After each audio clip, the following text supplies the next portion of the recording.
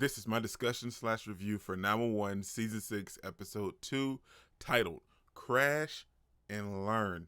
And oh my gosh, did we learn some things this episode? Let's talk about it. Live life for the fight, yeah, I'm here to get it. I got drive, got sight, always have a vision. I go by at night, I be in my feelings, I'm a big fight. The very first case with the guy that's like watering his garden or whatever, and the yard just keeps sinking and sinking every day. And I was wondering what was going on. I thought it was rodents at first, and then like the way that the neighbor kept looking at the wife, and that day he came home and she was all giddy and nervous. I was like, oh, okay, so she's sleeping with the neighbor. I figured that out. But the reason that the neighbor just didn't hop the fence was because they had security cameras. So he dug a tunnel. And look at that, you learn something new every day. And dude dug a tunnel from his closet to her closet to get to their house just to sleep with this dude's wife. And it's messed up. But I mean, that's kind of creative if I'm just being honest. Like, you should do that, but I mean, that's very creative. But long story short, dude got caught, man. The dude put bombs down there with nails, and he was like, I'm catching this rodent today. And he caught him. Like, he's going to jail, by the way, but he caught the rodent. And I did not know that, firefighters are dedicated peace officers. Like, if they arrive on a scene or something and they can stop that person from perpetrator or whatever from getting away, they have the right to do that. I didn't know that. Look at that. You learned something. I learned a lot of stuff this episode. We see that Hen also is really struggling this episode, but she's learning some things as well. She's learning that she can't handle all of this stuff, because at the very ending of this episode, she completely broke down once she found out that she failed her neurology test.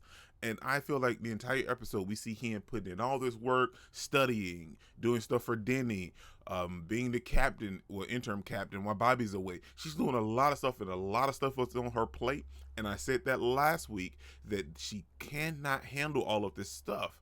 Somebody else should have been interim captain, and she didn't want to do it. She decided to take on that role, and it's starting to backfire. She fell asleep at the wheel. She's losing herself in total. She can't handle all of this stuff that she's piling on top of her plate. And it really caught her at the ending of this episode. And even Karen had to tell her she has to choose paramedic or a doctor. She can't do both because her family needs her. And we see that it really kind of got to her at the ending of this episode. And Hen had to learn some things as well. We also see that Buck this episode is reading Bobby's Alcoholics Anonymous book, and he's trying to get more out of his life.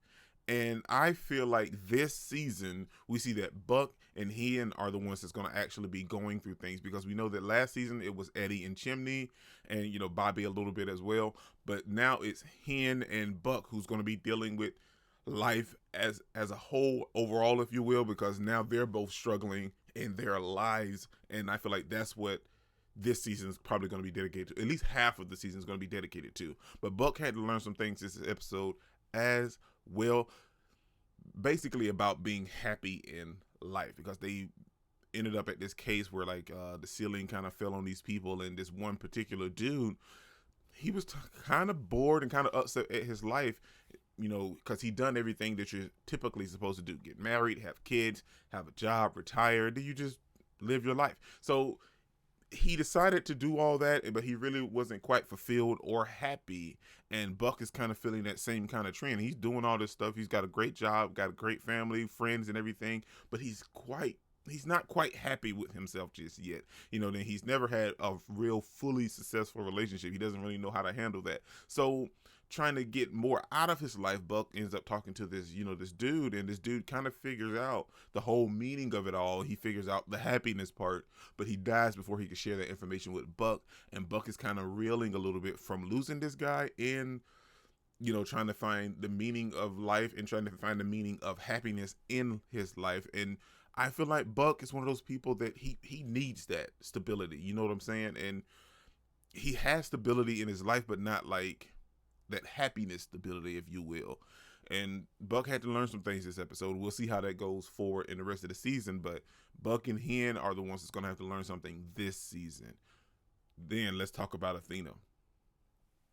Mind blown. We see her mom feels a certain type of way about Athena coming in trying to make all these changes or staying at her house and doing all this stuff because she's just so in love with her dad, and she just wants her dad to come, wants Athena's dad to come back and be her husband, to be normal, to be fine. She just wants to hear his voice because they've never gone, out of their whole 57 years of marriage, he's never gone more than a day without talking to each other or communicating with each other as a whole. And we see that this episode, Athena's mom feels a certain type of way, but she's taking that anger out towards Athena, but Bobby's not having it. Now, he didn't disrespect her, but he kind of stood up for Athena and told her mom, hey, let's just take a break. Let's calm down. We can all just go to our neutral corners and relax. And her mom even acknowledged that later in the episode where she was like, well, don't you ever apologize for standing up for my daughter. Now, Athena is learning some things about her mom, because, as you get older like that, you do have to kind of parent either your grandparents or your parents like that, because once they get older like that, they are set in their ways that you're not going to change their mind at all, man. I feel the same way about my great grandma. I mean, she's one of those people that she's lived for a long time. She knows a lot of things, but like you can't really tell her nothing, man. Like she's gonna do what she wants to do regardless. But what I love is that Athena and her mom had a chance to kind of reconcile it towards the ending of the episode. They kind of sat down at the hospital with her father and they just had a nice family moment. But then we had to learn something at the very ending of this episode. That, remember when Athena talked about that, the reason she became a cop to Hen, about the little girl missing and everything. They found that body in her parents' maybe like open garage or whatever it is, and under the concrete. Now, I'm not one to speculate, but I'm going to speculate. Do you guys think her father might have took that little girl? I mean, I don't want to be that guy because he seemed like a cool dude, and she has all these fond memories of her father. But how can you explain finding the body in their garage under concrete with the little hair ribbon, the body in it? How do you explain that without the possibility of her father being involved in that? I don't know. That's just me. I mean, I can't really go into more detail because we got that point and then the episode ended. But that's a lot to sink in, really, that her father could have possibly killed this little girl. Or at least took her and hit the body. I don't know. Like he might have ran her over or something. I don't know. But there's a possibility.